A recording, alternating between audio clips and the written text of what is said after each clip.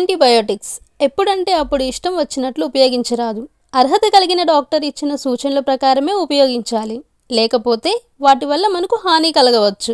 అవసరం లేకుండా ఎక్కువ మోతాదులో యాంటీబయోటిక్స్ ఉపయోగించడం వల్ల జీర్ణ వ్యవస్థలో మేలు చేసే బ్యాక్టీరియా నశించిపోతుంది మరియు రోగకారక బ్యాక్టీరియా నిరోధకతను రెసిస్టెన్స్ పవర్ను పెంచుకుంటాయి.